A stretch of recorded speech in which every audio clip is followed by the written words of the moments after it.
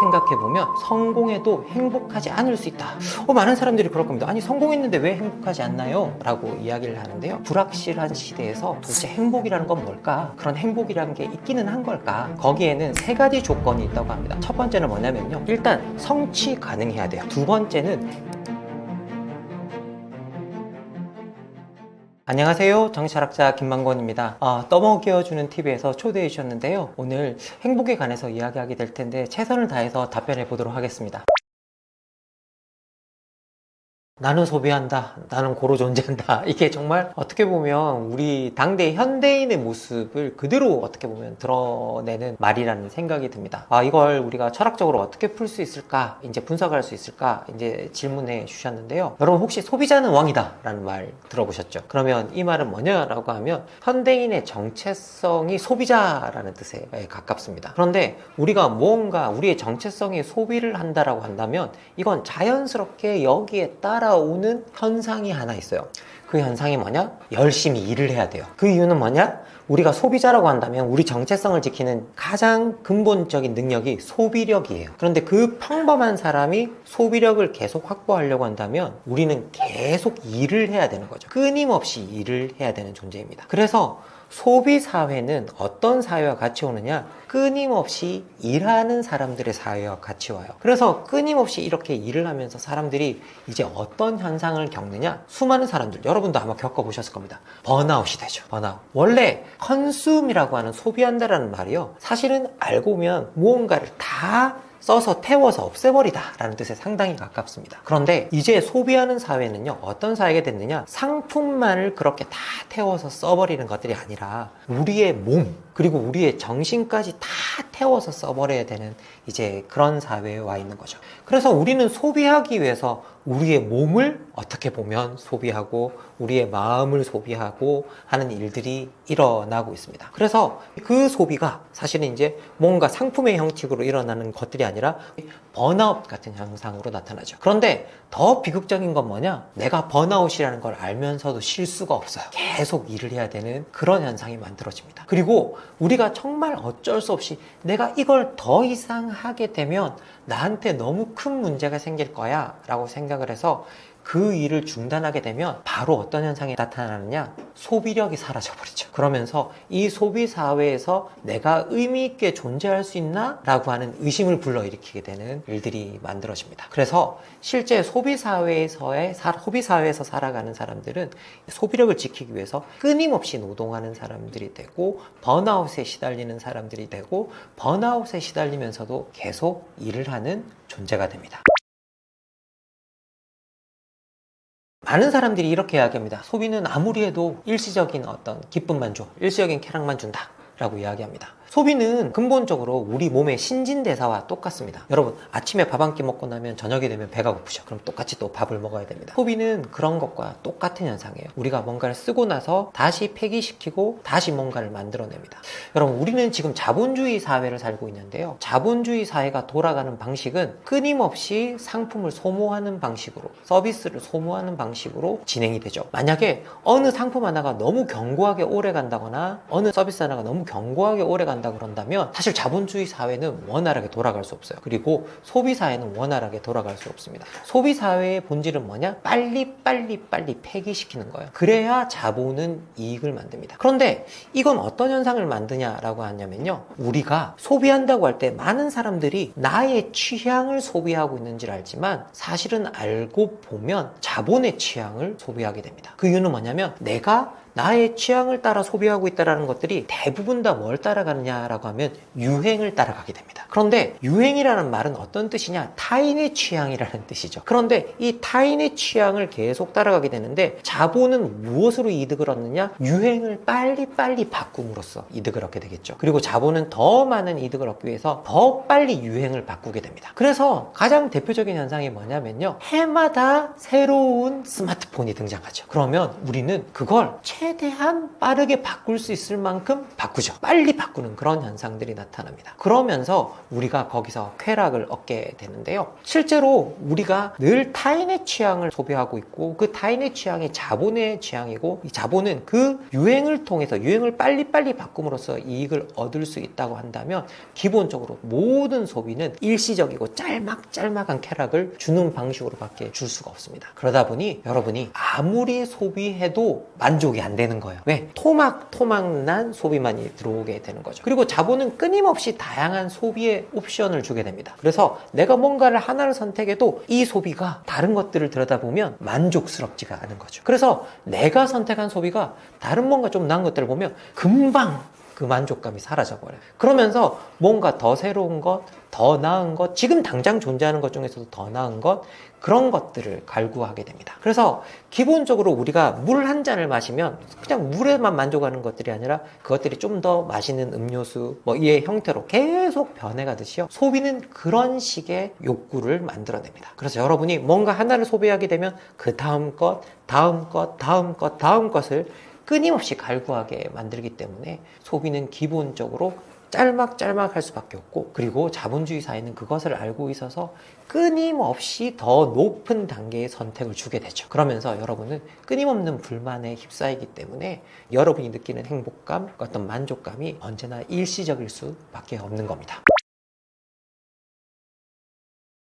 자본주의 사회에서 곧 소비가 정체성이 되는 현상이 상당히 큰 문제를 만들어낸다라고 이제 이야기를 하는데요. 기본적으로 제가 아까 앞에서 말씀드렸듯이 소비는 늘 단기적 만족감만을 채우게 됩니다. 그러면 우리는 소비에 물든 사람이 된다, 소비하는 인간이 된다, 소비하는 존재가 된다는 건 늘 단기적 만족감에 차서 살아가는 그런 존재가 된다는 거죠.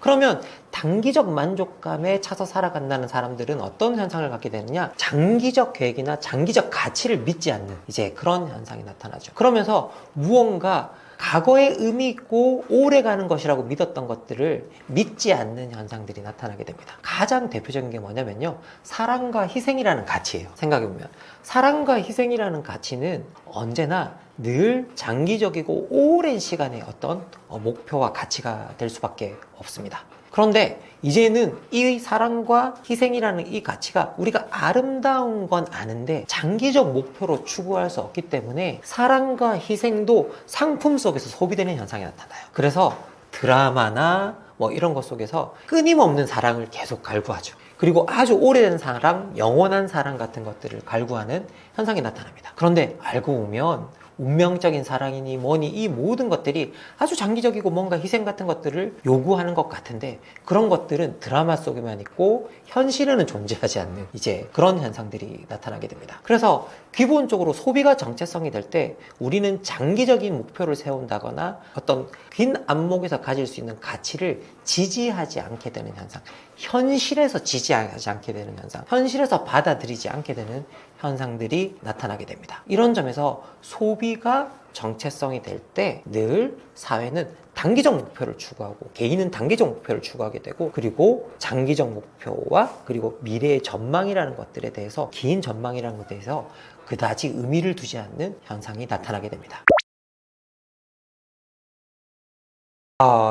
저희들이 불안할수록 더 많이 소비하게 된다. 그럼 이게 도대체 이런 심리는 철학적으로 어떤 의미를 갖고 있느냐? 이런 이제 질문을 주시는 분도 계십니다. 실제 여러분 그 위기의 시대에 그 위기가 아직은 닥쳐오지 않은 사람들이 자기가 가지고 있는 어떤 돈이나 이런 것들을요 바로바로 소비해버리는 현상들이 나타납니다. 아주 특이한 현상 중에 하나인데요, 실제 이건 뭐냐, 미래가 불안정한데 내가 뭔가 하나를 가지고 있다면 그 내가 가지고 있는 것들이 미래에 지속이 될까에 대해 불안한 심리를 가지게 된다면 그 불안을 극복하는 가장 좋은 방법은 뭐냐?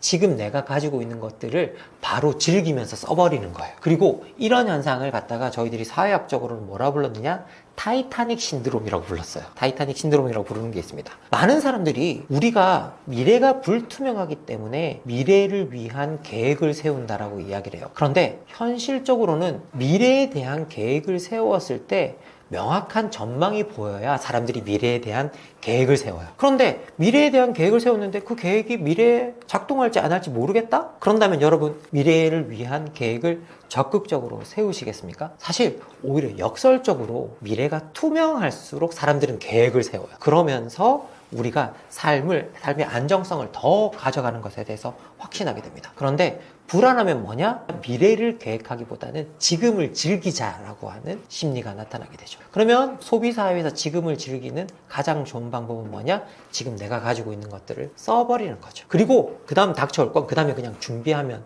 되는 거예요. 또 그냥 또 벌어서 좀 가지고 있다고 한다면 또 그걸 써버리고, 좀 벌어서 또 가지고 있다면 써버리는, 이제 그런 현상이 나타나게 됩니다.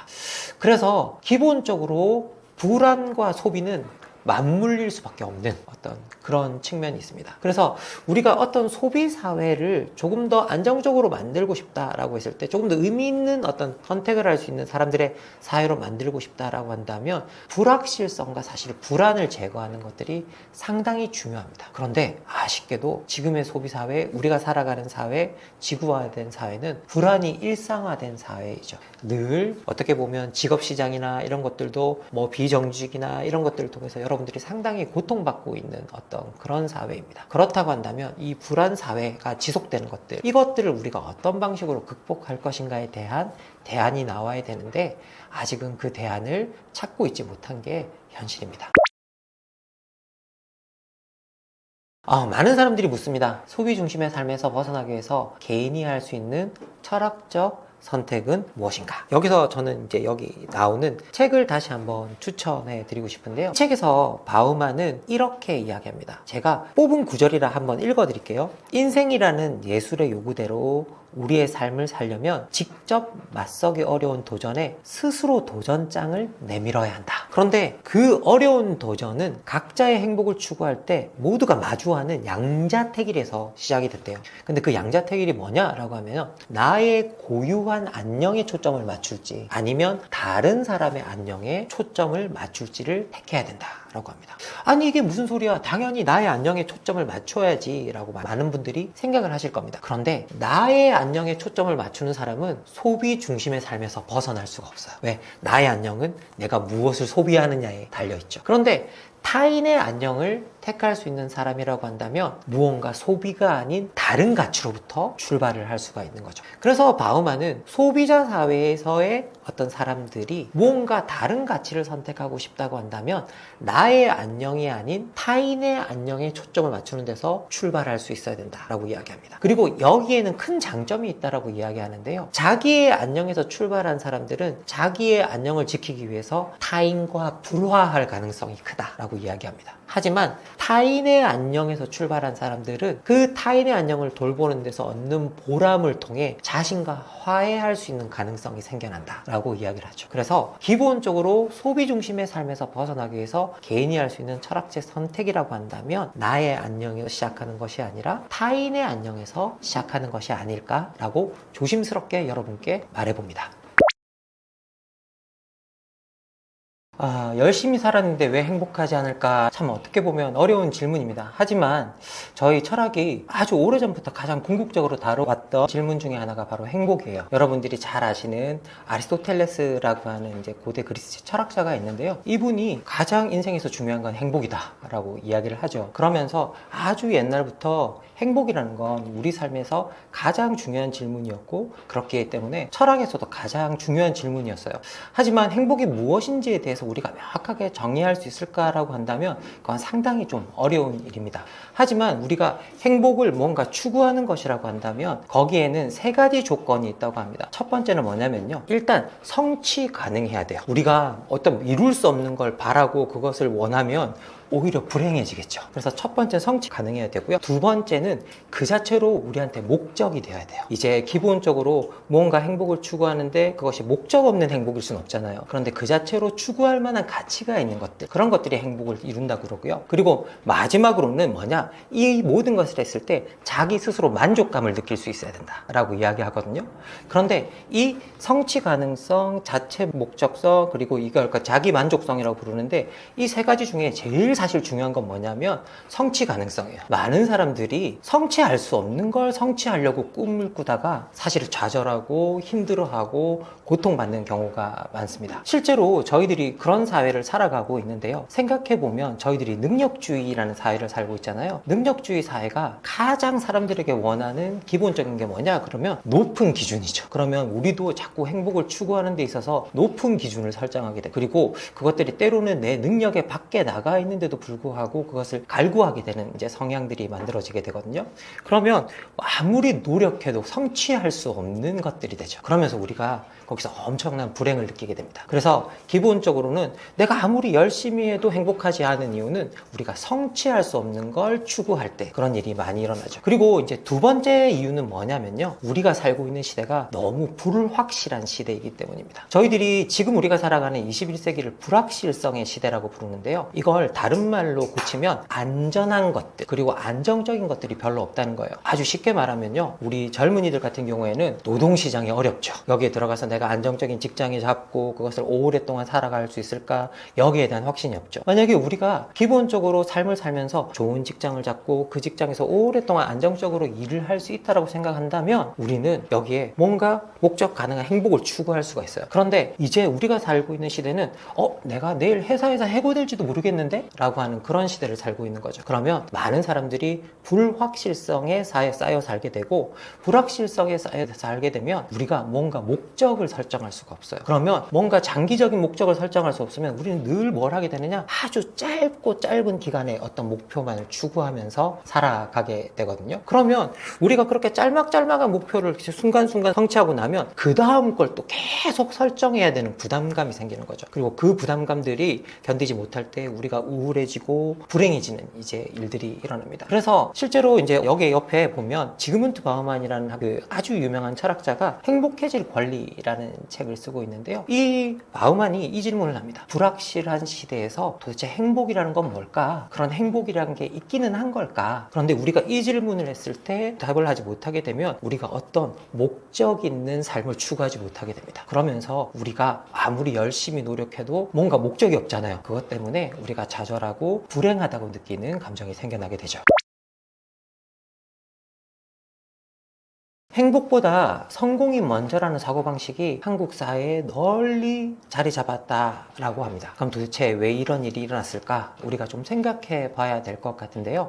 가장 저는 중요한 이유가 뭐냐라고 하면 많은 사람들이 성공이 행복을 가져다 줄 거다라고 생각하는 어떤 그런 관념이 자리 잡고 있기 때문입니다. 그런데 이 관념이 괜히 생겨난 건 아니에요. 왜냐? 우리가 알고 보면 이제 그런 것들이 타파되었다고 할지라도 아주 오랜 유교 사회의 전통을 가지고 있습니다. 그런데 유교 사회에서는 이 말이 있죠. 여러분 한 번씩은 다 들어보셨을 말입니다. 입신양명이라는 말이 있습니다. 이 입신양명이라는 말은요, 원래는 어떤 말이었냐면 내가 세상에 좋은 일을 많이 한다는 뜻이었습니다. 내가 어떻게 이제 나의 몸을 세우고 세상에 좋은 일을 많이 한다라는 뜻이었는데 이게 나중에 어떤 말로 변질이 되느냐? 내가 출세한다라는 말로 변질이 됩니다. 그리고 내가 이렇게 출세해야 우리 부모님한테 효도하는 거고, 그리고 그런 것들이 우리가 가장 어떻게 보면 부모님이 드릴 수 있는 큰 선물이다 라고 생각하는 관점이 자리 잡게 되었죠. 사실 우리가 이 입신양명이라는 이 관점이 조금씩 시대가 변화하여 오면서 그 성격이 조금은 달라지긴 했어도 대부분의 사람들이 이렇게 성공하면 내 주위의 사람들이 행복해질 거다라고 하는 생각을 가지고 있는 것이죠. 자, 그런데 문제는 뭐냐라고 하면요, 능력주의 사회, 제가 첫 번째 질문에서도 답을 드렸는데요, 능력주의 사회가 전혀 다른 이야기를 하고 있다는 겁니다. 생각해보면 성공해도 행복하지 않을 수 있다라고 이야기를 하고 있는 거예요.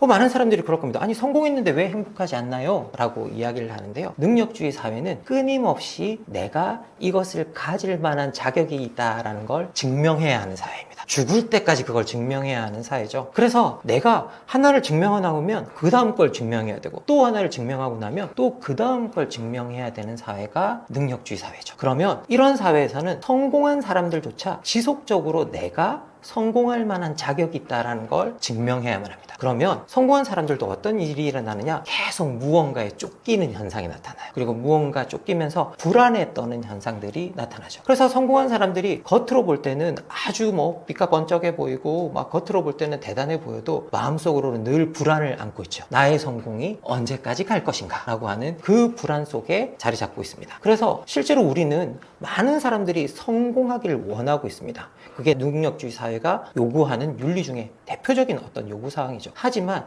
그 성공이 우리를 행복하게 할 거다라고 생각하면 그건 반은 맞고 반은 틀린 이야기인 것 같아요. 절반은 우리가 그 성공을 한번 했을 때 그 다음 성공을 해야 된다는 강박관념, 그리고 이 성공을 이어가야 된다는 강박이 계속 이어지는 사회가 만들어지는 것이죠. 그래서 기본적으로 행복보다 성공이 먼저다라고 하는 이 발상 자체가 때로는 우리를 불행에 몰아넣을 수도 있습니다. 이거 정말 중요한 질문입니다. 한국 사회는요, 세계 그 어느 사회보다 경쟁적인 사회예요. 제가 하나의 예를 들어드린다면 2018년에 한국 KDI라고 하는 경제 국가기구죠. KDI에서 아주 입시가 빡센 네 나라, 이제 한국, 일본, 중국, 미국의 대학생들에게 너의 고등학교는 어떤 곳이었냐라고 질문을 했습니다. 그랬더니 그때 한국의 대학생들이 뭐라고 답을 하냐면요, 80% 이상이 나에게 고등학교는 사활을 건 전장터였다라고 이야기를 합니다. 그러면 그건 엄청난 경쟁이 일어나고 있다라는 뜻이죠. 그런데 이렇게 경쟁이 엄청나게 일어나게 되면 어떤 일이 생겨나느냐? 옆 사람을 도와주지 못하는 문화가 만들어져요. 왜? 옆 사람이 전부 다 나의 경쟁자들인 거죠. 그리고 이겨야 될 대상이 되는 겁니다. 그러면 이렇게 서로 도와주지 못하는 문화가 만들어지면 또 어떤 문화가 또 하나 생겨나느냐? 사람들이 대가 없이 도와준다는 걸 믿지 않아요. 왜? 사회가 힘들고 도와주는 일이 너무 힘든데 누가 선뜻 나에게 대가 없이 도와준다? 그런 일은 있을 거라고 생각을 안 하는 거죠. 그러면서 어떤 일이 벌어지느냐? 실제로 누가 도와주겠다고 한다면 내가 이 도움을 받아서 나중에 갚아야 될 일이라고 생각이 드는 거죠. 그러면서 도움을 거절하는 현상도 나타나게 됩니다. 그러면서 기본적으로 경쟁이 심한 사회에서는 도움을 거절하는 사회들이 나타나게 되죠. 그러면서 이제 그 도움을 거절하는 현상뿐만 아니라 어떤 현상이 나타나냐면요, 너무 경쟁이 심해지다 보면 어떤 일이 일어나느냐, 아주 중요한 걸 성취한다고 했을 때, 만약에 우리가 노동시장이라고 있을 때 아주 좋은 직업을 잡는 데는 너무 소수의 사람들만 들어갈 수 있잖아요. 그러면 누군가가 노력 없이 그런 자리를 가져갔다라고 이제 생각이 든다. 만약에 무임승차했다라고 생각이 든다라고 하면 그런 무임승차했다고 여겨지는 사람들을 혐오하고 경멸하는 현상이 나타나요. 그리고 이 혐오하고 경멸하는 현상이 기본적으로 성공하지 못한 사람들, 밀려난 사람들이 자기를 미워하는 현상과 결합하게 됩니다. 그러면서 자기를 미워하는 마음이 또 바깥으로 튀어나오는 현상과 결합하면서 한 사회가 아주 혐오 사회가 되어버리는 일들이 나타납니다. 그래서 경쟁 사회는요, 대체로 다 기본적으로 혐오가 동반되는 사회들이 만들어지는 거죠. 그런데 경쟁 사회가 우리 사회처럼 극심하다라고 한다면 그 혐오가 사실은 우리가 상상할 수 없는 정도에 이를 수도 있습니다. 그래서 경쟁 중심의 문화가 한국 사회의 문화를 혐오 사회의 문화로 만들어가고 있다라고 말씀드릴 수 있는데요. 근데 여러분 생각해 보세요. 서로가 혐오하는 사회에서 우리가 행복해지는 일이 쉬울까요? 그건 아주 어려운 일이 될 겁니다. 그래서 경쟁 문화는 사실은 행복에 그다지 도움은 안 되는 것 같아요. 우리가 SNS나 타인의 삶을 보면서 불행감을 느끼는 사람이 많다 라는 이야기가 있습니다. 사실 여기에는 명백한 이유가 있어요. 왜? 인간이 원래 기본적으로 자기애를 가진 동물이기 때문입니다. 그리고 그 자기애가 사실은 허영심과 상당히 많이 연결이 되어 있어요. 그리고 우리가 자기애를 확인하는 방식이 뭐냐라고 하면 늘 타자와 비교하는 방식을 통해서 이루어집니다. 그러면 이제 우리가 흔히 그런 일들이 일어나죠. 실제로 노래를 잘 부르는 사람들이 부럽고 춤을 잘 추는 사람들이 부럽고 그리고 능력이 뛰어난 사람들이 사람들이 부럽고, 그죠? 그렇게 우리가 뭔가를 봤을 때, 우리가 서로 비교해 봤을 때, 나보다 노래를 더 잘 부르는 사람, 춤을 잘 추는 사람, 심지어 나보다 잘생긴 사람, 나보다 예쁜 사람, 이런 사람들이 다 부러운 현상이 나타나는데요. 그런 것들은 뭐냐? 기본적으로 인간이 자기애를 가지고 있기 때문이다. 자기를 사랑하는 마음. 자기를 사랑하는 마음이 뭐로 바뀌느냐라고 하면요. 타자로부터 사랑받고 싶은 마음, 그리고 타자로부터 인정받고 싶은 마음으로 바뀌는 거죠. 그런데 과거에는 이렇게 서로가 타자로부터 사랑을 받는 공간, 그리고 사랑을 받는 시간 같은 것들이 물리적으로 다 제한이 되어 있었어요. 왜? 실질적으로 사람한테 우리가 사랑을 받고자 한다면, 타인들로부터 사랑을 받고자 한다면 어느 공간에 모여 있어야 되고, 물리적으로 모여 있어야 되고, 그리고 그 모여 있는 시간은 대부분 다 주간이나 특정한 시간에 제한이 되어 있었던 거죠. 그런데 우리가 SNS의 시대는 우리가 자기를 과시하거나 자기를 드러내거나 이럴 수 있는 공간이 24시간 세계 어느 곳에나 다 열려버린 거죠. 그러면 우리는 타인의 삶을 언제든지 들여다볼 수 있어요. 그리고 어느 곳에서나 들여다볼 수 있어요. 그리고 나보다 더 나은 사람들의 삶을 계속 들여다볼 수 있게 되는 거죠. 특히 지금 SNS의 시대는요, 이미지로 뭔가 자기를 드러내는 시대예요. 생각해보면 저희들이 페이스북이나 인스타그램 있죠. 페이스북은 주로 텍스트 중심으로 자기를 드러내는 곳이에요. 그래서 여기에는 사실은 이 공간에서는 부러움을 느끼는 사람이 물론 있지만 상대적으로 덜 할 수 있어요. 하지만 이미지는 직관적이죠. 그런데 그 이미지를 직관적으로 보여주는 SNS가 뭐냐라고 하면 인스타그램 같은 곳입니다. 그러면 인스타그램에서는 우리가 직관적으로 그림 한 장으로 다른 사람의 삶을 바로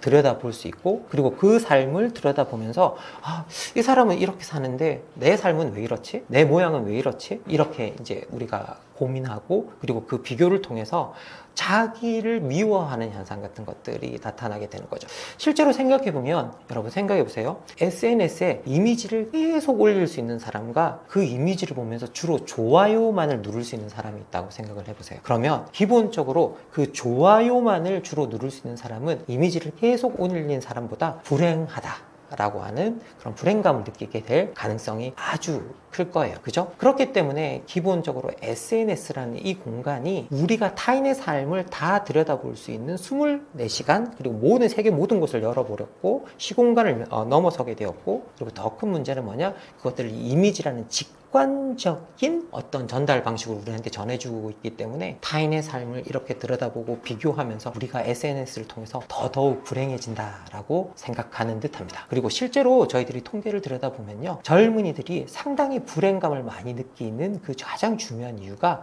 SNS입니다. 철학이 이 시대의 불행한 사람들에게 줄 수 있는 위로란 무엇일까? 아주 중요한 질문이라는 생각이 듭니다. 사실 철학의 역할이 뭐냐면요, 사람들이 불행을 느끼거나 불안할 때 여전히 이 세상은 살만한 곳이다 라는 그 가치를 전달해주는 역할을 하는 게 기본적으로 철학이기 때문입니다. 자, 그런데 아까 제가 이야기할 때 우리의 시대가 불확실성의 시대라고 이야기를 했습니다. 그리고 불확실성의 시대에는 가장 중요한 질문이 있다는 거죠.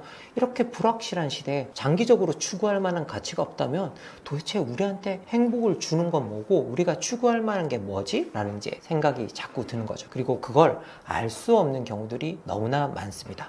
그런데 여기 있는 바우만, 이제 여기 있는 책의 저자인 바우만 같은 경우는 뭐라고 이야기하냐면요, 이런 불확실성의 시대에 행복의 축을 한 밤하늘에 떠있는 수많은 별들 중에 별 하나를 우리가 그냥 정해놓고 따라가는 일이나 다름이 없다라고 이야기를 해요. 그런데 어떤 별이 괜찮은 별일까를 잘 골라내는 그런 비법 같은 것도 없다고 그래요. 그럼 뭐냐? 우리가 어떤 별 하나를 선택하고 그걸 따라가는 위험을 감수할 수밖에 없다라고 이야기를 하는 거죠. 그리고 그 위험을 감수하는 인간을 뭐라고 그러느냐라고 하면요, 삶을 만들어가는 예술가들이라 이야기를 합니다. 그러면서 우리들 개개인이 자신의 삶을 만들어가는 예술가라 그러는데요, 바우만은 이게 은유적 표현이나 교훈이나 이런 게 아니라 그냥 우리가 살아가는 현실의 삶의 사실 그 자체라고 그렇게 이야기를 해요. 그러면서 예술가의 역할이 뭐냐? 아직 잡히지 않은 모양이나 형태를 만들어서 아름다움을 만드는 사람이라고 한다면 우리도 아직 잡히지 않은 삶의 모양이나 양태를 만들어서 우리 삶을 가치 있게 만들어가는 사람들이라는 거죠. 바우만이 이렇게 이야기합니다. 우리가 개인으로 혼자서 존재하는 건 숙명일 수밖에 없다. 하지만 우리가 어떤 별을 선택하고 그리고 그 어떤 별을 따라서 살아가면서 내 삶을 어떤 모양으로 만들어 갈 것인지는 궁극적으로 우리의 의지에 따라 할 수 있는 선택이다. 우리가 그런 것을 할 수 있다고 믿어야만 한다. 그게 사실은 어떻게 보면 이 불확실성의 시대에 행복을 추구하는 인간이 가지고 있는 유일한 희망이 아닐까라는 생각을 해봅니다. 예, 2018년 1월에 영국에서 사실은 외로움부 장관이 임명이 됐다 그래서 전 세계적으로 화제가 됐습니다. 그런데 사실은 차관이 임명이 되었던 거였어요. 이게 우리나라에서 미니스터가 장관이라서 영국에서 장관인가 싶어서 이제 저희들이 옮기는 기자님들이 이제 이걸 장관으로 옮긴 것 같아요. 근데 영국에서 미니스터는 차관입니다. 그래서 이제 차관이 임명이 된 건데, 근데 생각해보면 이게 장관이든 차관이든 외로움을 담당하는, 전담하는 장관이 있다라는 건 너무나 어떻게 보면 놀라운 사실이죠. 그런데 2018년 1월에 영국에서 외로움부 이제 차관이 임명이 됐다 그래서 전 세계적으로 화제가 됐습니다. 그런데 이건요, 돌아보면 2015년에 영국에서 노동당의 조 콕스라고 하는 아주 젊은 정치인이 하원 의원으로 당선이 돼요. 그러면서 이제 이분이 자기가 하원 의원이니까 자기 지역에 있는 노동자들이나 뭐 이민자들이나 이런 수많은 사람들을 찾아서 방문하면서 이 사람들이 생각보다 너무 고립되어 있고 사회적 접촉도 없고 이런 걸 알게 된 거예요. 그러면서 이게 우리 지역만의 문제일까? 라고 생각해서 다른 여러 지역에 있는 것들을 상황을 살펴봤더니 영국에서 일반 노동자들도 너무 심한 사회적 고립을 겪고 있더라는 겁니다. 이 문제를 극복하기 위해서 이제 조 콕스 외로움위원회라고 해서 자기 이름을 붙인 외로움위원회를 우리가 만들자라고 보수당이 제안을 했어요. 그리고 실제로 이게 초당적으로 만들어졌어요. 초당적으로 이제 협력체가 하나 생겨서 조 콕스 외로움위원회가 돌아가기 시작합니다. 그런데 너무 아쉽게도 2016년에 조 콕스 의원은 브렉시트를 반대하는 노동자 한 명에게 암살을 당해요. 암살을 영국에서는 참 드문 일이었는데 이 암살을 당하는 일이 아주 잔인하게 암살을 당하는 일이 일어났었어요. 그런데 안타깝게도 사실은 조 콕스 의원이 외로움이 엄청난 사회적 문제를 일으킬 거다. 그래서 이걸 해결하자고 했는데 사실은 고립되고 외로워진 사람이 조 콕스 의원을 암살한 거였어요. 이것들이 사회적으로 심각한 문제라는 걸 정말 초당적으로 인식하게 되는 계기가 되는 거죠, 영국에서. 그래서 적극적으로 이 문제를 해결해보자 라고 해서 조 콕스 외로움위원회를 계속 가동시키게 되고, 그래서 2017년 12월에 여기에 대한 보고서가 나옵니다. 보고서가 나오면서 세 가지 제안을 하거든요. 첫 번째가 뭐냐라고 하면 외로움을 담당할 리더십을 임명하라. 두 번째는 외로움을 측정할 수 있는 구체적 지표를 개발해라. 그리고 이걸 개발할 수 있는 정부 협력체를 만들어라. 그리고 세 번째는 실제 외로움 정책 같은 것들이 만들어졌을 때 가동될 수 있는 펀드를 정부, 시민사회의 협력체들을 통해서 만들라라고 하는 제안을 했어요. 이 보고서가. 그리고 이 보고서의 제안을 따라서, 첫 번째 제안을 따라서 그 리더십을 처음으로 임명했던 게 2018년 영국에서 외로움부 장관을 임명하게 된 계기였습니다. 그런데 단지 이게 영국에서만 일어났던 건 아니고요. 수많은 국가가 이렇게 외로움이나 사회적 고립을 담당하는 장관이 있을 수 있다는 것들을 인식하게 된 계기였고요. 그 이후에 2021년 일본 같은 경우에는 어떤 일이 일어났느냐, 코로나 기간에 수많은 사람들이 사실은 자기 스스로를 자해하거나 이런 일들이 많이 일어났습니다. 그래서 이 문제를 해결하기 위해서 일본에서도 고립 담당 장관이 임명이 되었습니다. 그래서 공식적으로는요, 외로움을 담당하는 이제 그 장관이 임명된 나라가, 이렇게 관료가 임명된 나라가 아주 중요한 영국과 일본 같은 국가에 임명이 되어 있는 거죠. 그리고 제가 구체적으로 어느 지역이다라고 밝힐 수는 없지만 한국에서도 한 지자체가 외로움부를 설립하려고 한다라고 한 말을 제가 한 복지재단으로부터 들었어요. 실제로 설립될지 안 될지는 모르겠습니다. 하지만 이렇게 한국에서도 그것들을 고려하고 있다? 우리나라에서도 고려하고 있다라는 말은 우리 사회에서도 이 외로움이 남의 일은 아니다라는 의미라고 생각이 듭니다. 예, 한국인들의 상시적 외로움에 관한 여론조사 같은 것들이 몇 차례 있었는데요. 사실 처음 실시된 여론조사가 2018년에 있었습니다. 2018년 한국 리서치에서 우리에게도 외로움부 장관이 필요할까라는 이름으로 조사를 했었는데요. 그때 항상 그 외로움을 느낀다, 그리고 아주 자주 외로움을 느낀다. 이걸 합쳐서 저희들이 상시적 외로움이라고 부르는데 이 비율이 거의 20%에 이르렀습니다. 그리고 2000년대 들어와서 그 엠브레인이라고 하는 회사에서 트렌드 모니터 한 걸 들여다보면요. 실제로 19세부터 59세 사이를 조사했더니 외로움을 느낀다고 답하는 사람이 거의 87%가 넘어가는 걸 볼 수가 있습니다. 그리고 더 나가서 우리가 그 안에 통계들을 들여다보면요. 깜짝 놀라운 통계들이 발견되는데 외로움, 그럼 우리는 보통 노인 세대가 외로울 거라고 생각을 하잖아요. 그런데 노인 세대가 외로운 것 대신에 오히려 가장 젊은 20대가 외로운 세대로 나타나요. 그런데 더 놀라운 건 뭐냐라고 하면요. 이게 전 세계적인 트렌드입니다. 전 세계적으로 사실 노동시장이 어려워지고 있고 그리고 더 나가서 디지털 시장이 발달하고 그러면서 보상 격차는 늘어나고 있고 그런데 그 안에서 노동시장 안에 들어갈 때 진입하는 어떤 그 장벽이 계속 높아지고 있습니다. 그러면서 상당히 많은 젊은이들이 노동시장에서 어려움을 겪고 있는데요. 그런데 엄청나게 노동시장에 진입할 때 치열한 경쟁을 한다라고 말씀을 드렸는데 그 치열한 경쟁이 서로를 도와주지 못하는 문화를 만들어내고 있습니다. 그러면 서로 도움 없이 각자 도생으로 그 길을 돌파해야만 하는 상황이 만들어지는 거죠. 사실 이 각자 도생을 저희 정치학 용어로는 뭐라고 부르냐면요. 만인 대 만인의 투쟁이라고 부릅니다. 그리고 이 만인 대 만인의 투쟁의 다른 이름은 뭐냐면요. 자연 상태예요. 사실은 사회가 없는 상태나 다름이 없다.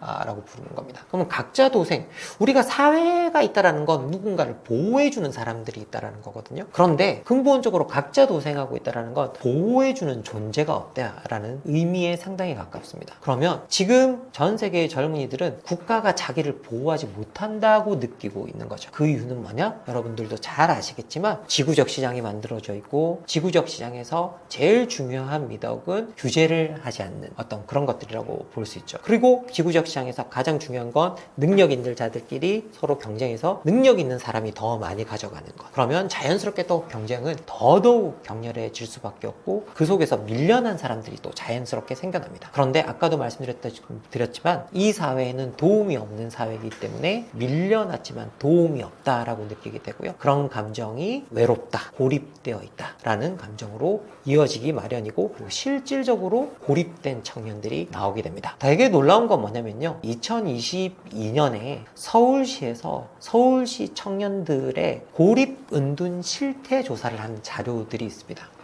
이 당시에 서울시 19세에서 39세에 있는 청년들을 대상으로 조사를 했는데요. 그런데 그 결과 서울시 청년 인구의 4.5% 정도가 고립 은둔 상태인 것 같다. 라고 이야기를 하고 있습니다. 그런데 그 고립 은둔 상태에 있는 청년들의 숫자를 보니까 서울시에서만 최대 12만 9천 명 정도인 것 같다. 19세에서 39세 사이 청년들. 그리고 전국적으로는 61만 명에 이르는 것 같다라고 이야기를 합니다. 여러분 61만 명 크게 감이 없으시죠? 제가 여러분에게 비교 숫자를 드리자면요. 2023년에 대한민국에 태어난 아이들의 숫자가 23만 명입니다. 23만 명이 태어나는 나라에 19세부터 39세 사이의 청년 61만 명이 6개월 이상 사람들을 만나지 않거나 사람들을 만나는 일을 정서적, 물리적으로 회피하고 있다라고 한다면 상당히 심각한 일이겠죠. 그래서 기본적으로 지금 현재 우리 사회에 외로움이 확산이 되고 있는데 그 중에서도 우리 2030 젊은 세대들의 외로움에 주목할 필요가 있다라는 생각이 듭니다. 인간이 어떻게 외로움을 느끼게 되었느냐? 인간의 외로움의 역사는 어떻게 되느냐? 이제 이런 질문을 하시는 분들이 계십니다.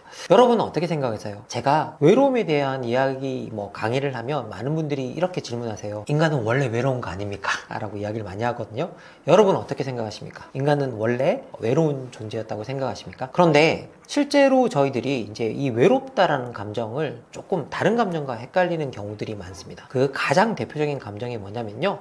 고독이라는 감정입니다. 사실 이 고독은요, 좋은 감정에 해당이 되는 겁니다. 이 고독을 저희들이 철학적으로는 뭐라고 부르냐면요, 나와 내 자신이 대화를 나누는 순간으로 이야기를 하고 있습니다. 그러면 사실은 사유하기 위해서 홀로 되는 시간이 고독의 시간이고요. 그래서 이 고독의 시간은 모든 인간에게 필요하다 라고 여겨집니다. 그런데 외로움의 시간은 어떤 거냐라고 하면요, 내가 어렵고 힘들거나 그럴 때 나의 처지를 호소할 데가 없는 순간, 그리고 내가 어렵고 힘들 때 나의 처지를 호소해서 실질적으로 도움을 받을 수 없는 순간, 그래서 근본적으로는 사회적 관계가 단절되었다고 느끼는 순간, 이런 순간을 기본적으로 저희들이 외로움이라고 부릅니다. 그런데 이 외로움의 역사, 서양에서 역사를 들여다보면요, 아주 재밌는 사실을 하나를 발견할 수 있습니다. 실제 영어권에서는요, 론리라고 하는 이 외롭다라는 말이 16세기까지 아예 존재하지 않았습니다.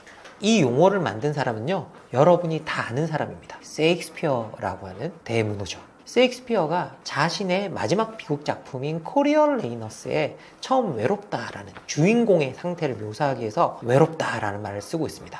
근데 그 주인공이 어떤 상태냐면요, 로마를 통치하는 로마의 통치자인데, 로마를 통치하면서 주변 사람들의 도움을 받지 못하고, 그리고 친척들에게 자기 처지를 호소하지도 못하면서 겉으로 볼 때는 아주 휘황찬란하지만 자기가 도움이 없는 상태에서 아주 불안에 떨면서 로마를 통치하고 있는 어떤 그런 상태예요. 그런 상태에 있는 주인공을 묘사하기 위해서 론리 드래곤이라는 표현을 썼습니다.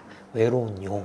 그러면서 외롭다라는 표현이 처음 문헌에 등장하기 시작합니다. 그런데 17세기 저희들 문헌을 들여다보면 아주 재밌는 문헌 하나가 더 있습니다. 그 재밌는 문헌 제목이 뭐냐면요, 있지만 잘 쓰이지 않는 영어 모음 사전이라는 게 있습니다. 근데 존 레이라고 하는 박물학자가 편집한 책인데요, 외롭다라는 말이 이 책에 들어가 있어요. 그러면 어떤 뜻이냐? 있지만 잘 쓰이지 않았다라는 거죠. 그런데 이 외로움이 일반화된 게 언제냐라고 하면 산업혁명 시대였다라고 이야기를 하고 있습니다. 그리고 이 산업혁명 시대부터 이것이 시작되었다라고 이야기해주는 사람이 누구냐라고 하면 한나 아렌트라고 하는 정치 철학자입니다. 그러면 도대체 산업혁명이 왜 외로움을 만들었나요? 라고 이제 많은 분들이 물으십니다. 산업혁명이 일어났을 때 산업혁명을 일으켰던 사람들이 가장 고통받았던 게 노동력의 확보라고 해요. 그런데 사람이 있을 텐데 왜 노동력의 확보가 그렇게 문제가 되었나요? 라고 많이 물으시는데요. 실제로 이렇게 산업혁명이 처음 일어났을 때만 해도 사람들은 절대 필요 이상의 시간을 일하려고 하지 않았다고 합니다. 그 이유가 뭐냐면요, 필요 이상의 시간을 일하는 걸 비인간적이라고 생각했기 때문이래요. 그런데 이거 생각해보면 맞는 말이에요. 왜? 여러분, 동서양을 막론하고 몸을 많이 움직이면 신분이 과거에 뭐였어요? 신분 사회에서 다 신분이 낮았어요. 천민들이었던 거죠. 그러면 귀족들이나 이런 사람들을 우리가 인간답다고 자유인이라고 불렀는데, 그러면 그 사람들은 뭘 하고 있었냐 들여다보면 예술 같은 걸 하고 있었던 거죠. 정치 같은 것들을 하고 있었던 거죠. 이런 것들을 하고 있어야 인간다운 활동인데, 내가 열심히 무언가를 일하고 있다? 이건 마치 노예와 같은 상태, 비인간적인 상태와 다름이 없다고 생각을 했다고 합니다. 그래서 이 생각을 바꿔주기 위해서 18세기에 유럽에서 아주 놀라운 발상 하나가 만들어집니다. 열심히 일하는 건 선이고 그렇지 않은 건 악이다.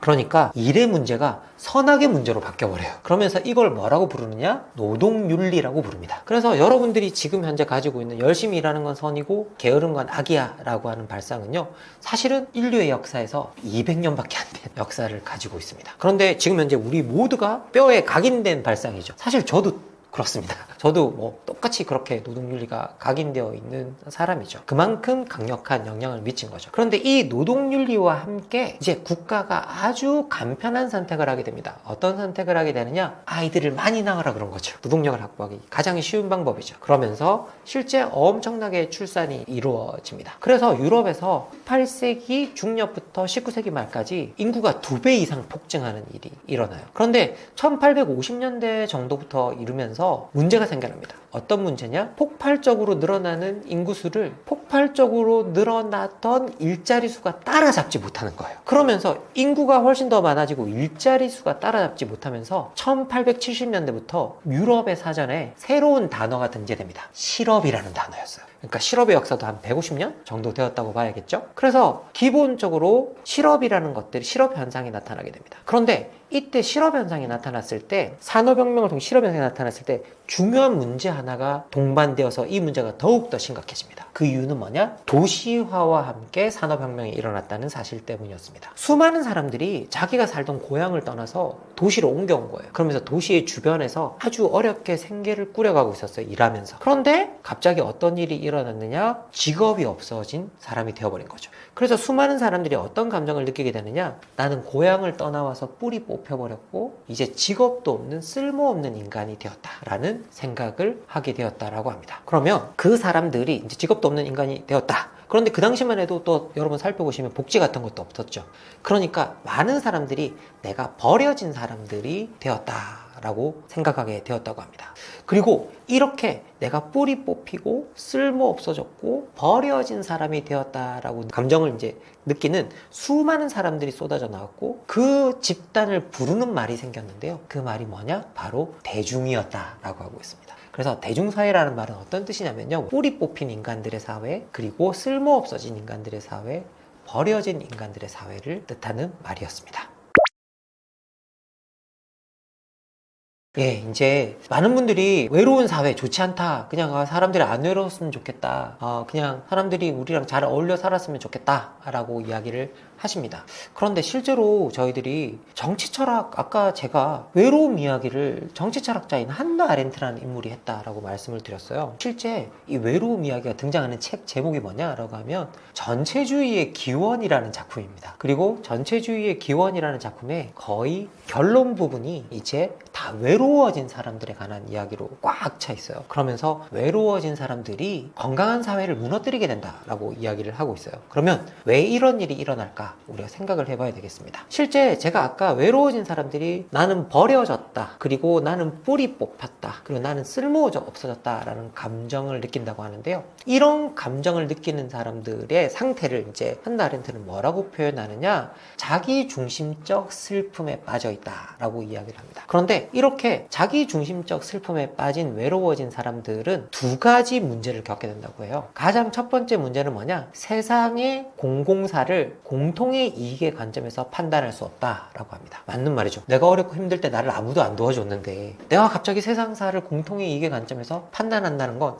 그게 오히려 모순되는 어떤 그런 상황이 아닐까요? 그리고 두 번째 문제는 뭐냐라고 하면요. 기본적으로 어렵고 힘들 때 도움을 못 받았기 때문에 사회적으로 신뢰를 느낄 수 없게 된다라고 이야기를 합니다. 그런데 이 신뢰라는 건 저희 정치학에서 다른 용어로 뭐라고 부르냐면요. 사회적 자본이라고 부릅니다. 그러면 신뢰가 없으면 사회가 형성되지 않는다라는 거죠. 그리고 이 신뢰가 없는 상태를 정치학 용어로 뭐라고 부르느냐? 자연 상태라고 부르고요. 그리고 만인 대 만인의 상태라고 부르고 요즘 우리 용어로는 각자 도생이라고 부릅니다. 그러면 각자 도생하는 사회가 된다는 거죠. 외로운 사회가 각자 도생하는 사회가 된다는 거죠. 그런데 여러분 생각해 보세요. 근데 이 사람들도 현실에서 내가 도와줄 사람이 없다고 해서 구원을 갈망하지 않는 건 아니겠죠. 그래서 늘 구원을 갈망하게 됩니다. 그래서 이 사람들이 잘 빠져드는 게 뭐냐면요. 구원을 약속하는 이데올로기에 빠져들어요. 그런데 이 구원을 약속하는 이데올로기라고 하면 되게 거창한 것 같지만 여러분께 가장 간단하게 드릴 수 있는 사례가 뭐냐? 사이비 종교예요. 사이비 종교가 주로 외로운 사람들을 노리죠. 그리고 외로워진 사람들도 주로 사이비 종교에 많이 빠지는 현상들이 나타납니다. 그리고 정치에서도 이런 사이비 교주 같은 사람들이 나타납니다. 그리고 그 가장 대표적인 인물이 히틀러 같은 사람이었다는 거예요. 그래서 히틀러 같은 사람들이 손을 내밀면서 내가 외로워진 사람들에게 내가 너희들의 존재감을 찾아줄게. 내가 너희들의 지위를 회복해줄게. 라고 손을 내밀었다는 거죠. 여러분, 내가 힘들고 어려울 때 아무도 손을 안 내미는데 누군가 손을 내민다면 그 손이 히틀러의 손이든 다른 손이든 상관이 있을까요? 많은 사람들이 그 손을 잡게 되는 현상들이 나타납니다. 그리고 저희들이 21세기에 해당하는 현상은요. 저희들이 많은 학자들이 이 현상을 가지고 뭘 분석하느냐? 트럼프 현상을 분석합니다. 실제로 트럼프에게 투표한 사람들에 대한 성향을 조사해 보면요. 사회적으로 고립된 사람들이 트럼프에게 많이 투표했습니다. 그리고 유럽에서도 다양한 통계들이 쌓여가고 있는데요. 고립된 사람들일수록 외로운 사람들일수록 극단주의자들에게 투표합니다. 그러면 근본적으로 외로운 사람들이 늘어난다는 건 민주주의가 위협받고 사회적 안정성이 해쳐진다는 거죠. 그래서 실질적으로 외로움이 확산될 때 이 외로움을 제대로 다루어내지 못하면 사회가 단지 외로운 사람으로 가득 찰 뿐만 아니라 민주주의가 허물어질 수도 있고 그리고 우리가 생각하는 사회적 안정성 전체가 허물어질 수도 있다라는 생각이 듭니다. 여러분 생각해 보시면요. 지금 미국의 수많은 학자들이 미국의 민주주의의 위기가 왔다라고 이야기하고 있습니다. 사실 미국 민주주의는 제가 봐도 그냥 허물어지고 있는 것 같아요. 그런데 미국의 민주주의가 허물어지니까 어떤 현상이 나타나느냐? 세계 경제 질서가 허물어집니다. 여러분이 느끼실 거예요. 외로운 사람들이 지금 어떻게 보면 세계 경제 질서까지 다 허물어뜨리고 있는 그런 상황이다 라고 볼 수 있습니다. 그래서 외로움은 기본적으로 아주 위험한 현상이다. 그래서 사회가 이것을 적절하게 다루어내야만 한다라고 말씀드리고 싶습니다. 저는 사실은 정치 철학자이기 때문에 개인들에게 여러분이 이것을 하면 여기서 벗어날 수 있을 겁니다 라고 말하는 사람은 아닙니다. 정치 철학자는 언제나 구조적인 문제를 밝혀내고 그 구조적인 문제를 해결하도록 노력하는 사람이어야 합니다. 사실 저희들이 뭐 디지털 시대 이런 것들이 발달하면서 이런 조언을 많이 하거든요. 개인의 독창성을 길러라 이런 조언을 많이 하는데 저희 정치 철학자 같은 사람들은 여러분들께 그런 조언을 하지 않습니다. 저희 정치 철학자 눈에 지금 디지털 세계 같은 경우에는 가장 독창적인 사람 중에 가장 독창적인 사람에게 몰아주는 사회입니다. 그래서 독창성을 가지라고 하는 게 얼마나 일반 보통 사람들에게 해법이 될 수 있을까라고 생각해 보면 저 개인적으로는 전혀 어떤 해법도 되지 않는다라고 생각이 듭니다. 그래서 저희들은 구조적인 문제에 대한 답변을 하게 되어 있는데요. 하지만 오늘 여기 시청하시는 분들은 그래도 개인적으로 내가 뭔가 할 수 있는 일이 있을까요? 라고 생각해서 아마 궁금하실 수 있다라는 생각이 듭니다. 그래서 제가 여러분에게 권유하고 싶은 건 어떤 거냐면요. 기본적으로 지금 이 사회에서 여러분이 조금 더 행복해지고 싶다고 한다면 여러분께 가장 권유하고 싶은 건 내 인생은 내가 책임진다라는 생각에서 한 발만 걸어 나오셨으면 좋겠다 라는 거예요. 정말 특히 우리의 청년 세대들 2030 세대들 같은 경우에는 내 인생은 내가 책임진다라고 하는 자기 책임의 윤리가 몸에 각인되어 있습니다. 그리고 타자의 도움 없이 모든 일을 자기 스스로 해결하려고 하는 성향이 만들어져 있죠. 그런데 기본적으로 이 세계는 어떤 인간도 자기 인생을 자기가 스스로 책임질 수는 없습니다. 인간은 태어났을 때 누군가의 돌봄을 받아야 되고요. 나이가 들면 누군가의 돌봄을 받아야 되고 아프면 누군가의 돌봄을 또 받아야 되는 그런 존재입니다. 단지 그런 아프고 어리고 나이 들고 이뿐만이 아니라 내가 삶을 살아가면서 어려운 일이 부딪혔을 때 심리적으로 충격을 받았을 때 다양하게 타인의 도움에 기대서 타인의 조언을 얻으면서 살아가는 존재가 바로 우리입니다. 그래서 내 인생은 내가 책임진다 라고 하는 이 말은 사실은 반은 맞고 반은 맞지 않은 말에 가깝습니다. 그런데 이것이 절반의 진실이 아니라 온전한 진실이 되어 있어서 많은 분들이 이것에 의해서 고통받는 걸 볼 수 있습니다. 실제로 청년들이 가장 이 시대의 문제, 구조적 문제에 대해서 파악하게 되었을 때 저한테 가장 많이 주는 말이 뭐냐면요. 이 모든 것이 제 탓만은 아니라고 말씀해 주셔서 감사합니다 라는 말입니다. 사실 수많은 청년들이 자기에게 닥쳐온 문제, 자기에게 생겨난 문제가 자기 때문에 생겨났다 라고 생각하는 부분이 있는 거죠. 그런데 여러분에게 닥쳐온 불행은 온전히 여러분의 잘못만으로 오지는 않습니다. 이 세계의 잘못된 구조, 잘못 만들어진 구조, 잘못 만들어진 협력 구조 이런 것들이 기본적으로 영향을 미치고요. 더 나아가서 잘못된 사회적 가치관 이런 것들이 여러분에게 닥쳐오는 불행에 영향을 미치게 됩니다. 그래서 여러분에게 생겨난 어떤 불행이나 이 모든 것들이 자기 책임의 윤리 모든 것이 내 탓이다 라고만은 생각하지 않아 주셨으면 좋겠다 라는 것, 그것이 여러분이 행복해질 수 있는 첫 번째 길이라고 생각이 들고요. 그리고 여러분에게 꼭 당부하고 싶은 말은 또 뭐냐라고 하면 주변에 도움을 줄 수 있는 사람들을 찾아보는 것이 좋겠다 라는 거예요. 알고 있습니다. 우리 젊은 세대 같은 경우에는요, 모두가 다 아웅다웅하고 살고 있고 옆에 친구들한테 도와달라고 돌아보면 친구들도 다 힘들죠. 그래서 도와달라는 말이 아주 부도덕한 말이 되는 경우가 많다라는 사실도 잘 알고 있습니다. 그렇다면요, 어른들로부터 도움을 얻는 것도 아주 중요한 방법입니다. 그래서 혼자서 모든 것을 감당하지 마시고 어른들로부터 도움을 얻을 수 있는 건 좋겠다. 그리고 어른들이 때로 수많은 어른들이 저는 아직도 확신하는 건 뭐냐면요, 그 도움에 대한 대가를 크게 바라지 않을 거다. 그러니까 거기에 대해서 너무 걱정하지 말고 도움을 요청할 수 있으면 좋겠다라는 게 여러분께 드리는 말씀이고요. 그리고 여러분이 직접적 도움은 못 준다고 할지라도, 여러분 주변에 있는 친구들에게 도움을 못 준다고 할지라도 여러분께 권하고 싶은 또 하나는 뭐냐라고 하면 경청하는 태도. 사실 우리 고통받는 사람들, 불행한 사람들은요, 자신의 불행을 털어놓을 데가 없는 경우가 상당히 많습니다. 그런데 그 불행을 털어놓을 대상 하나만 발견해도 사실은 마음의 치유를 받는 경우가 많거든요. 그래서 그래서 뭔가 타인의 말들을 들어주는 태도. 그런데 그 타인의 말을 들을 때 절대 그 타인의 말과 행동에 대해서 미리 판단하지 않는 것. 그리고 판단을 유보하고 그 말을 끝까지 들어주는 것. 그걸 저희들이 경청이라고 부르고 싶은데요. 그런 경청은 여러분이 친근함과 다정함이 없으면 사실은 하기 힘든 행동입니다. 그래서 여러분들이 주변의 이야기를 들어주는 것, 그것들이 치유하는 힘을 가질 수 있다라고 생각하기 때문에 주변의 이야기를 좀 많이 들어주셨으면 좋겠다. 그래서 여러분 스스로 경청하는 사람이 되는 것, 이것이 어떻게 보면 지금 할 수 있는 어떤 개인의 대응법이 아닌가라는 생각이 듭니다. 그리고 세 번째는 제가 여러분한테 드리는 말씀인데요. 이건 첫 번째 자기 책임의 윤리, 여러분 탓만은 아니다라는 것과도 맞물려 있는 부분도 있긴 있습니다. 기본적으로 여러분에게 여유를 주세요. 여러분에게 여유를 주시고, 그리고 여러분 스스로를 돌아볼 시간을 틈틈이 주시는 것, 이것이 아주 중요합니다. 사유하는 인간. 그래서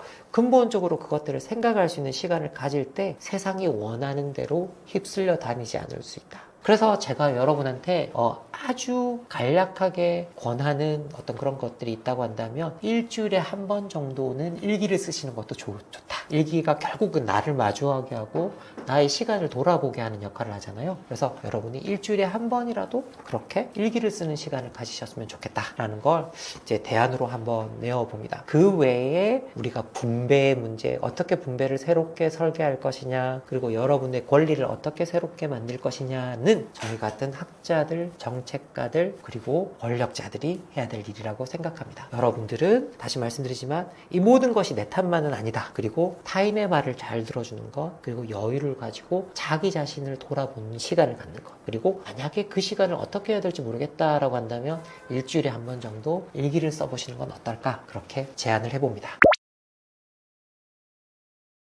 네, 오늘 제가 여기에 출연하게 된 계기는요, 지그문트 바우만이라고 하는 행복해질 권리라는 책을 소개하기 위해서였습니다.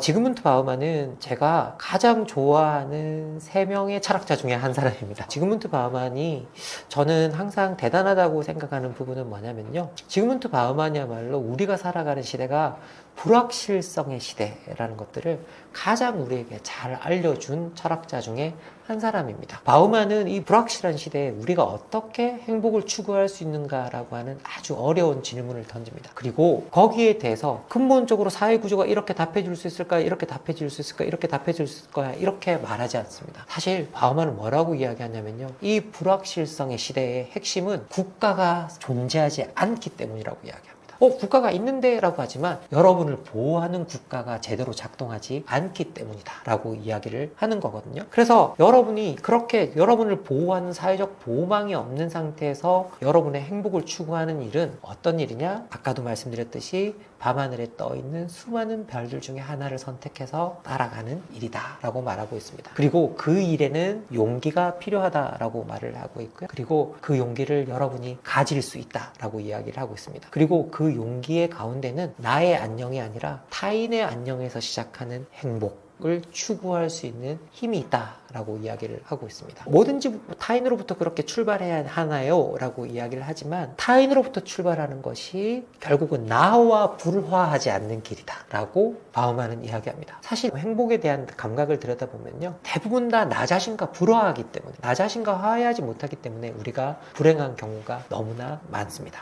그래서 우리가 스스로를 화해시키고 화해할 수 있고, 그리고 그 화해가 타자에게 아주 좋은 영향력을 미칠 수 있는 어떤 그런 방식의 행복 추구를 바란다고 한다면 나의 안녕에 초점을 맞추는 것들이 아니라 타인의 안녕에 초점을 맞추는 데서 출발해보자 라고 이야기를 하고 있죠. 어려운 이야기라는 거 너무나 잘 알고 있습니다. 우리가 살아가면서 현실적으로 그런 선택을 하기 너무 힘들다는 거 너무 잘 알고 있습니다. 하지만 우리가 지금의 방식대로 그대로 살아가는 것들이 우리의 불행을 해결해 주지 못한다고 한다면 이제는 좀 다른 선택을 해봐도 좋은 시기가 아닐까, 그렇게 생각을 해봅니다. 그래서 바우만의 권유대로 한번 해보는 건 어떨까요? 바우만은 그런 선택을 할 수 있다면 인생은, 여러분의 삶은 여러분이 만드는 예술 작품이 될 것이다 라고 이야기를 하고 있습니다. 여러분의 행복해질 권리는 여러분의 의지로 여러분의 삶을 여러분의 예술 작품으로 만들 권리입니다. 그런 삶을 여러분이 살 수 있기를 간절히 바랍니다. 저도 여러분이, 제가 그렇게 살기 위해서요, 여러분의 안녕에 초점을 맞추는 그런 삶을 오늘부터 시작해 볼까 합니다. 이야기 들어주셔서 너무 감사합니다. 우리는 왜 이렇게 타인의 시선을 신경을 쓸까? 정말 우리 살아가면서 늘 타인의 시선에 신경을 쓸 수밖에 없죠. 그런데 제가 사실 이건 뭐로 설명을 했느냐, 앞에서 우리가 기본적으로 허영심을 가진 존재, 그리고 자기애를 가진 존재이기 때문에 타인의 시선에 신경을 쓴다라고 이야기를 했어요. 그런데 이것 말고 우리가 타인의 시선에 또 신경을 쓰는 정말 중요한 이유가 하나 있습니다. 그 이유는 뭐냐면요, 내가 누구인가를 이야기할 때 우리 스스로가 자기가 누구인지를 알기가 너무 어렵기 때문입니다. 많은 사람들이 자기 정체성은 내가 결정한다라고 이야기하는데요, 한나 아렌트 같은 철학자, 이제 우리가 여기서 보는 바우만이 가장 많이 인용하는 철학자 중에 한 사람이죠. 그런데 한나 아렌트 같은 철학자는 뭐라고 이야기하느냐, 우리는 결코 우리 자신의 스스로 정체성을 알아낼 수 없다. 우리의 정체성은 누가 항상 알려주느냐? 타인들이 알려준다 라고 이야기를 합니다. 사실 우리가 어떤 일을 하잖아요. 어떤 일을 할 때 내가 하는 일이 의미가 있는가 라고 했을 때 그 질문을 스스로 답하기가 참 어려울 때가 많아요. 내가 하고 있는 일이 의미가 있을까? 우리가 늘 의심하게 되는 경우들이 너무나 많죠. 그런데 그렇게 의심하고 있을 때 옆에 있는 여러분의 친구라든지 아니면 동료라든지 그런 사람이 와서 지금 네가 하고 있는 일이 너무 의미 있는 일이야, 아니면 너는 지금 너의 일을 너무나 잘하고 있어, 이런 말 한마디를 해주면 여러분은 금세 거기에 대해서 자기가 하고 있는 일에 대한 의미, 그리고 자기가 하고 있는 일의 가치에 대해서 확신할 수 있게 됩니다. 그리고 내가 하고 있는 일의 의미, 가치는 대부분 다 뭐로 이어지냐면요, 나의 정체성으로 이어집니다. 내가 누구인가. 가장 쉬운 건 뭐냐면요, 여러분 뭐 하는 분입니까? 라고 하면요, 대부분의 사람들이 뭘 대냐면요, 자기가 하고 있는 직업을 대요. 그건 내가 하고 있는 일이 나의 정체성을 규정하는데 가장 중요한 역할을 하고 있기 때문입니다. 그리고 그 정체성은 언제나 타자와의 관계 속에서 내가 하고 있는 일의 의미와 위상과 모든 것들이 결정되기 때문에 우리는 타인의 시선을 신경 쓸 수밖에 없죠. 그러면서 심지어 내가 무슨 일을 하고 있는가를 타인의 시선을 느끼면서 하게 되는 경우가 아주 많아집니다. 그런데 이건 다른 의미가 아니라 사실은 알고 보면 우리 인간이 관계 속에 존재할 수밖에 없는 그런 존재이다, 관계적인 존재이다 라는 걸 명확하게 알려주는 우리 일상의 사실입니다. 많은 사람들이 물어봐요. 인간은 본질적으로 보여지기 위한 존재인가? 이렇게 물어보는데요. 물론 우리는 타자에게 보이는 걸 늘 신경을 씁니다. 그리고 타자에게 보여주려고 노력을 하죠. 그런데 그게 인간이 본질적으로 뭔가를 보여지기 위한 존재인가? 라고 묻는다면 저는 본질적으로는 아니다 라고 답하고 싶어요. 우리는 본질적으로 타자에게 보이는 것을 넘어서 내가 어떤 유의미한 일을 하고 무엇을 추구하는지를 스스로 사유하고 결정할 수 있는 존재입니다. 근본적으로 우리가 뭔가 보여지는 데 신경을 쓴다라고 하는 건 뭐냐면요, 지금 내가 나 자신에 대해서 사유할 여유가 없다거나 시간이 없다라는 의미에 상당히 가깝습니다. 아니면 내가 나 자신에 대해서 내가 원하는 것이 무엇인가를 생각하는 능력이 현저하게 사라졌다라는 의미에 상당히 가깝죠. 사실 여러분들이 계속 타인에게 뭔가 보여지기 위해서 행동하는 그런 순간들은 너무나 삶이 힘들죠. 왜? 알고 보면 내 삶을 내가 살아가는 것처럼 보이지만 모든 것을 타인의 시선에 맞춰서 살아가는 일들이 벌어지기 때문입니다. 하지만 기본적으로 우리는 그렇게 보여지기 위한 존재가 아니라 스스로 삶을 설계하고 그 설계를 따라서 살아갈 수 있는 능력을 가지고 있죠. 그리고 그 설계하는 능력은 어디에서 나오느냐? 나 자신을 돌아볼 수 있는 사유하는 능력에서 나온다라고 이야기를 하고 있습니다. 그래서 기본적으로 우리가 본질적으로는 사유하는 존재인데 우리가 자꾸 보여지는 존재가 되는 이유는 뭐냐? 우리가 사유하는 능력이 사라지거나 사유하는 능력이 점점 떨어지거나 아니면 그 사유하는 능력을 저평가하고 있기 때문입니다. 그래서 저는 여러분께 말씀드리고 싶은데요, 기본적으로 보여지기 위한 존재는 늘 종속적인 존재, 남을 따라가는 존재이지만 우리는 그런 존재를 넘어서 우리가 스스로 의지를 가지고 뭔가를 결정하고 선택할 수 있는 존재라는 점에서 보여지기 위한 존재, 훨씬 그 이상의 존재다라고 말씀드리고 싶어요. 너무 유명한 말이죠. 타인은 지옥이다. 철학자 샤르트르가 말했다라고 하는데요. 실제로 철학자 샤르트르가 이게 닫힌 방이라고 하는 희곡에서 이제 이 이야기를 하고 있는데요. 실제 이제 정확하게 말한다면 타인은 지옥이지만 그 타인이 우리가 존재하는 의미를 알게 해준다라고 이야기를 하고 있어요. 여기서. 그러면 이건 뭐냐라고 하면요, 타인이 우리 관계 속에서 우리 타인이 바라보는 시선이 우리를 엄청나게 제약하고 있지만 알고 보면 또 그것이 우리가 누구인지를 알려주는 아주 중요한 어떤 시선이라는 이야기를 하고 있는 거죠. 그런데 우리가 이렇게 생각할 수 있어요. 그래도 타인은 너무 힘들어요. 그리고 타인은 정말 지옥이라는 말이 너무 공감이 돼요 라고 말을 할 수 있어요. 그런데 타인이 지옥이 되는 이유는 뭘까요? 그 이유는 제가 볼 때 타인이 우리한테 갖다 대는 잣대가 너무 높기 때문이에요. 갖다 대는 잣대와 기준이 너무 높기 때문이죠. 타인이 우리를 바라보는 시선이 너무 엄격하기 때문입니다. 그런데 우리는 늘 타인에게 바라는 한 가지가 있어요. 타인이 나에게 갖다 대는 잣대가 조금은 낮았으면, 조금은 약했으면, 조금은 따뜻했으면 하고 이제 늘 생각을 하게 되죠. 그러면 근본적으로 타인이 지옥이 되지 않는 어떤 그런 방법은 뭐냐라고 하면 내가 먼저 사실은 그 기준을 낮춰주는 거예요. 타인을 친절하게 바라보는 시선을 가지고, 그리고 타인에게 어떻게 보면 친밀감을 가진 시선, 그리고 기준을 낮춰서 바라보는 어떤 그런 자세를 가지는 겁니다. 사실 우리가 그런데 이걸 하기가 너무 어려워요. 왜? 우리가 기본적으로 능력주의 사회를 살고 있습니다. 근데 능력주의 사회는요, 다른 말로 하면 어떤 의미를 가지고 있느냐? 완벽주의 사회라는 의미를 가지고 있어요. 그래서 이 완벽은 어디까지 적용이 되느냐? 내가 선택할 수 없는 까지 완벽해요. 집안 환경까지 완벽해야 된다 라고 하는 그런 강박에 사로잡힌 사회예요. 그런 강박에 사로잡힌 사회에서 타인에게 낮은 잣대를 갖다 대는 일이 너무너무 힘들어져요. 그런데 여러분의 안을 들여다보세요. 여러분 안은 늘 타인이 나에게 관대한 잣대를 갖다 대기를 갈구하고 있죠. 실제 우리 능력주의 사회가 이런 모순적인 사회예요. 결국은 내가 갈구하는 건 관대한 시선인데 나 역시 남한테 뭘 주고 있느냐?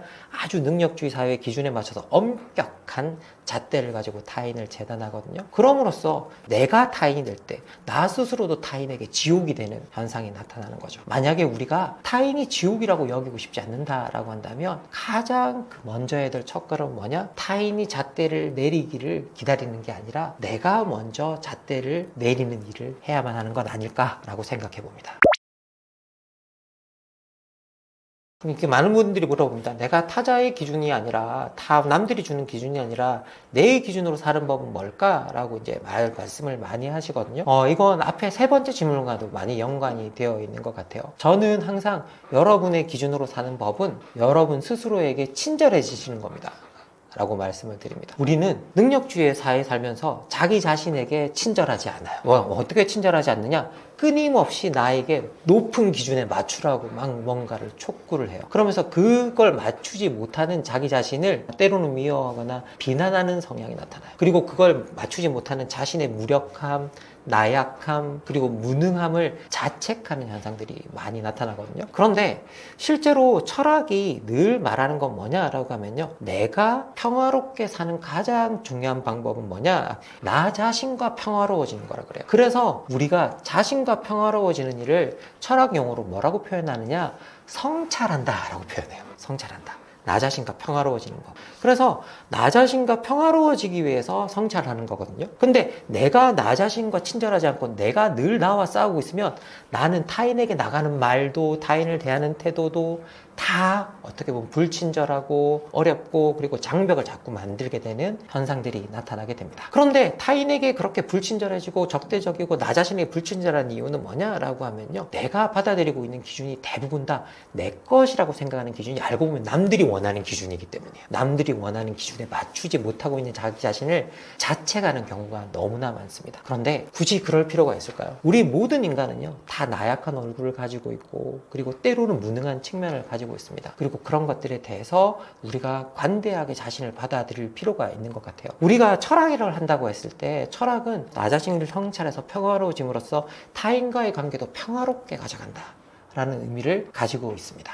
여러분이 여러분 스스로 살아가는 법이, 여러분 스스로의 중요한 기준을 세우는 방법은 뭘까라고 했을 때 저는 항상 이렇게 말씀드리고 싶어요. 기본적으로 너무 높은 기준을 세우면 어떤 기준을 세워도 불만족스럽다. 그런데 여러분에게 조금 친절해서 그 기준이 타인이 정말 어떻게 보면 타인이 볼 때 그 기준이 볼 때 아무것도 아닐지라도 여러분에게 그것이 만족스러우면 된다. 그래서 기본적으로 그걸 하려면 어떻게 해야 되느냐? 여러분 자신에게 스스로에게 친절하지 않으면 안 된다. 그런데 수많은 지금 우리 젊은이들 그리고 많은 불행한 사람들이 들여다보면 가장 못하는 게 뭐냐? 자기 자신에게 친절한 것이에요. 그래서 여러분 스스로에게 친절해 주셨으면 좋겠다라고 말씀드립니다. 사실 이제 자기 자신에게 친절해지는 아주 좋은 방법은 뭐냐면 사실은 여유를 어느 정도 조금 가져보는 거예요. 왜냐라고 하면요, 요즘은 너무 바쁜 시대죠. 그래서 스스로 나 자신을 돌아볼 수도 없어요. 너무 바쁜 시대는 어떤 시대냐, 타자의 기준을 끊임없이 흡수하면서 그 기준에 맞추려고 여러분을 분주하게 움직이고 있는 삶을 살아가고 있습니다.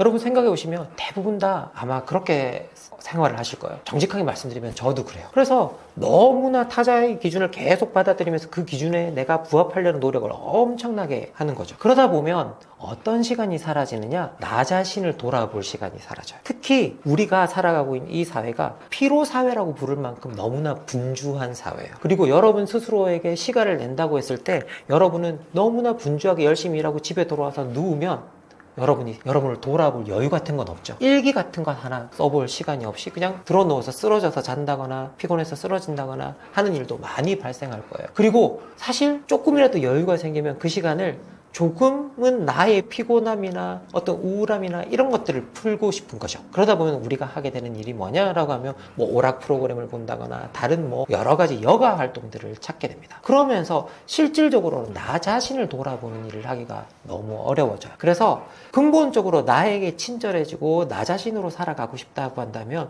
우리는 자기 자신에게 시간을 할당해야만 합니다. 나에게 시간을 할당한다라는 말은 어떤 뜻이냐면요, 내 안에 있는 목소리를 듣는 시간을 갖는다라는 겁니다. 그리고 철학에서는 이걸 뭐라고 부르느냐? 사유하는 시간이다 라고 부릅니다. 그래서 여러분께 여유를 가지고 성찰해 보시면 좋겠어요. 우리가 분주히 몸을 움직이고 있으면요, 절대 성찰할 수가 없어요. 영어 표현에 이런 말이 있습니다. Stop and think라는 말이 있어요. 이 말은 뭐냐? 몸을 멈추어야 생각을 할 수 있다 라는 의미입니다. 그래서 기본적으로 여러분의 삶에서 조금의 휴식을 주고 그 휴식을 여러분의 삶 그리고 여러분이 지금 처해 있는 처지 이런 것들을 조금은 돌아보면서 내 안의 것들을 돌아볼 수 있는 시간을 가지는 것, 그 여유를 갖는 게 첫 번째 스텝이 아닐까 생각해 봅니다.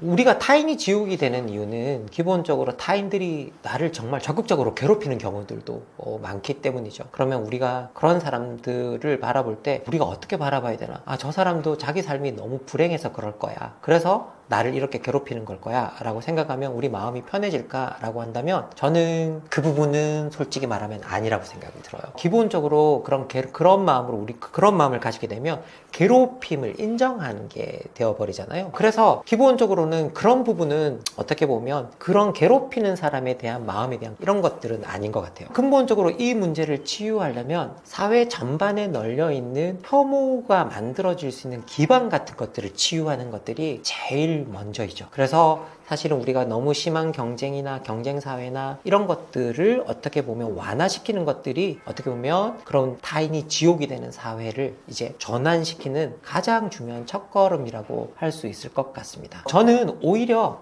타인들 있잖아요. 타인들을 대할 때 우리가 때로 어떤 일들이 일어나면요, 나를 관대하게 봐주는 사람을 오히려 덜 사랑하는 경우가 있어요. 덜 고마워하는 경우. 그런데 나를 관대하게 바라봐주는 사람들을 더 애정하고 그분들에게 더 많은 관심을 쏟아야 그렇게 하지 않는 사람들이 태도를 바꾸겠죠. 그런데 신기하게도 우리 인간은 이상하게 나를 괴롭히는 사람이 나한테 한 번만 잘해주면 너무 고마워하고, 그죠? 그런데 나한테 잘해주는 사람이 나한테 어떻게 조금만 한 번만 섭섭하게 하면 너무 섭섭하게 느끼는 그런 경향이 있습니다. 그런데 그런 걸 넘어서 기본적으로 타자에게 친절한 사람, 타자에게 다정한 사람, 타자에게 대한 기준이 관대한 사람을 우리가 사랑해주고 아끼는 법, 그리고 그들을 먼저 이해하고 아낀다고 한다면 저는 타자에 대해서 관대하지 못한 사람들, 너무 엄격한 기준을 세우는 사람들도 조금은 다른 태도를 가질 수 있지 않을까라고 생각해 봅니다. 사유할 수 있는 여유를 갖는 것, 사유할 수 있는 시간을 갖는 것.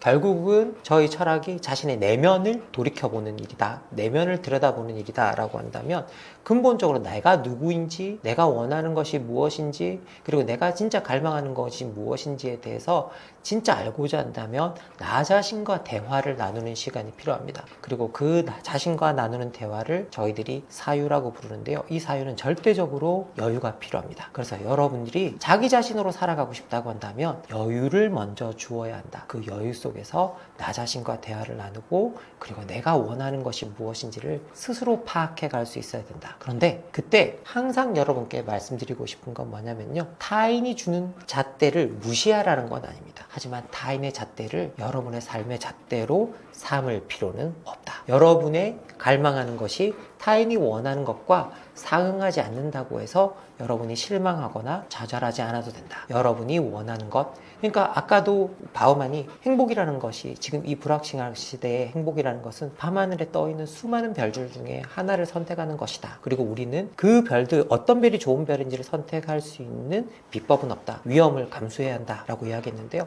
만약에 진짜 현실이 그렇다고 한다면 여러분이 원하는 것을 스스로 선택하고 줄 수 있는 용기를 가지셨으면 좋겠습니다.